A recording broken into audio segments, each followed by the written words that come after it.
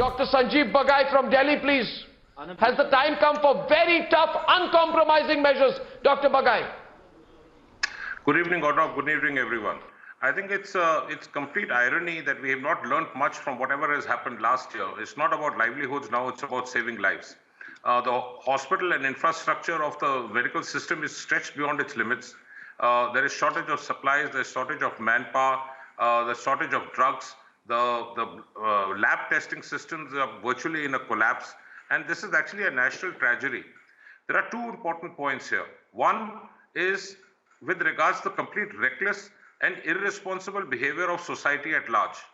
We thought COVID has gone and kicked us in our backside. It's come back with a vengeance. The total number of caseload day to day in the last 14 days average has increased 160%, and the death rate which has increased is more than 200%. This is absurd that we are allowing this to happen. What is the cost of a human life in India? That's the question which we need to ask. We keep saying health for all, we keep saying safety for all. This is not the appropriate way. All the events, be it a farmer strike, and all the politicians who supported the farmer strike, I asked them these questions. Every person who's organized a rally, I asked them these questions. These are potential super spreader events. Or now give me 30 seconds and let me tell you what this so-called crazy super spreader event does. The attack rate is more than 87%. The case fatalities in studies can cross 45% once the transmission starts. This is called as exploding transmission. There is no stopping when more than 3 million people are taking a dip in the holy Ganges, close to each other, without masks, no social distancing, and people say we got a RT-PCR test done. Let me explain what this RT-PCR test is. In the best of times, it's between 67 to 82% sensitive. That means about 15 to 18% of the time you will miss this test. The timing of the test, we know 40 to 45% of the Indian citizens could be asymptomatic carriers. You may be carrying the infection but not manifested. Why are we allowing this to happen to ourselves? We have wasted the last 15 months. We have let it go down the drain. And to my friend from Calcutta who was talking about phases of elections, please, this is so comical. I mean, this is so absurd. Let's not break it down into a misery. People and mothers and fathers and children are crying because the family members are died. This is not fair on Indian citizens.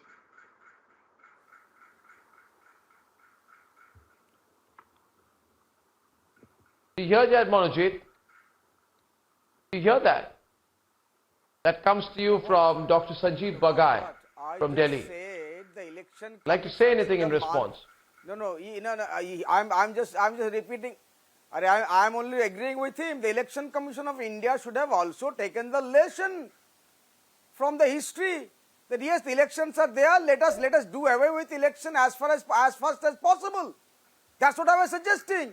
The Election Commission of India also has not taken any lesson, like all of us. Really? It appears. And did what I said. Okay, so you had Bihar election did your leader not support the super spreader?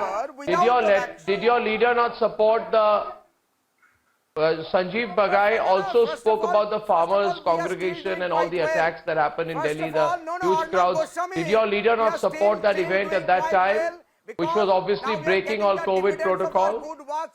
Or not for 4 months, 4.5 months, these people have barricaded Delhi. They have built Kacha and Pakka houses.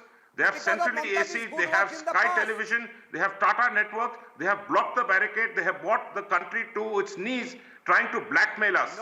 Every politician who's gone and supported them there, I asked them, what are they doing there?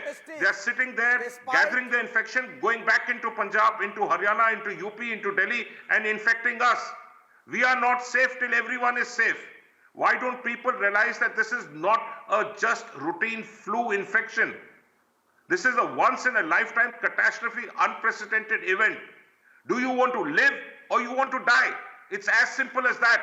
To my friend from Bengal, can you please answer that? I'm answering a question. I'm answering the simple question that keeping in mind the number of population that we have and the rallies, we are still, for God, not touch wood, we are still doing better. Please have the statistics. We have not yet reached 5,000 cases per day. Yes, we have to be very, very cautious and ready for the COVID behavior. Absolutely agree with you. But the maximum number of cases are coming from other states. Please, I'm talking about statistics. With the elections rallies are being held for the last 2-3 months. And only today we have reached 4,500 my cases. TMC friend, yes, it we is need so- to be it is cautious. so We need Sohail to is be also in the cautious. debate. Sohail is That coming in. blaming. Sohail on the right. Sohail on the right. Sohail versus What are you Monajit. talking about? With due respect to my The good friend election should have been Monojit, over by now. Wait, The no, election one minute, commission Monojit. should have had this Monojit, farsightedness in the month of February. Monojit, Shono, with due respect to you, even you as an intelligent, wise man will agree with me. We can't be competitive about COVID. Maharashtra aro ache, amader kom ache. No, that's not the issue. We are not. The issue is, and I you will was agree, just Monojit, giving the issue is, giving the we are statistics. all stuck. We are in a marsh. We are in deep, deep trouble.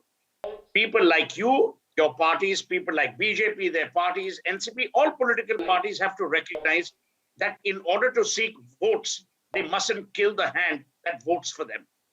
That is the ultimate lesson. A. B. Dr. Bagai said something really interesting. He said last 15 months. The sad part is this story began 70 years ago. We have a sham of a public health system. Private health care is treated miserably by every politician and every political party. So Arnab, I think in addition to all the good stuff that you're talking about, you must use this opportunity to impress upon people, both in private and public sector, to do the following. A, Ratan alluded to the testing bit. You need to have more laboratories, either publicly funded or privately funded with grants, tax incentives. Number two, you need to quickly ramp up. Number three, some of these people decommission COVID specialist facilities.